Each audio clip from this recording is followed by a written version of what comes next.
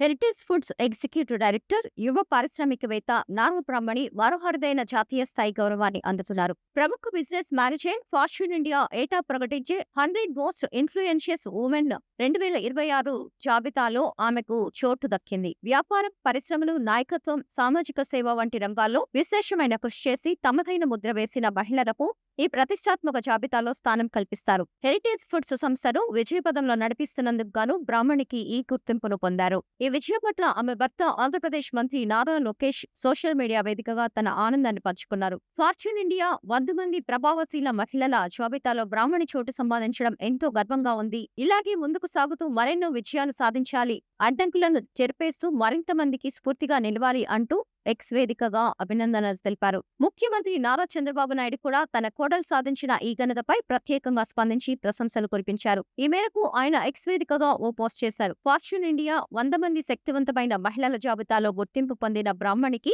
హృదయపూర్వక అభినందనలు. ఈ ప్రతిష్టాత్మక గుర్తింపు ఆమె నాయకత్వ పటిమను, అంకితభావం, నిబద్ధతకు నిదర్శనమని పేర్కొన్నారు. అంతేకాకుండా ఆమె మా కుటుంబానికి గర్వకారణంగా నిలుస్తూనే ఎందరో యువతులకు, ముఖ్యంగా తన తెలుగు ఆడబిడ్డలకు ఆత్మవిశ్వాసంతో ముందుకు సాగేలా స్ఫూర్తినిస్తోందన్నారు. భవిష్యత్తులో ఆమె మరిన్ని మైలురాళ్లను అధిగమించి అన్ని పరిశ్రమల్లోనూ విజయం సాధించాలని మనస్ఫూర్తిగా ఆకాంక్షిస్తున్నాను అని చంద్రబాబు తన పోస్టులో తెలిపారు.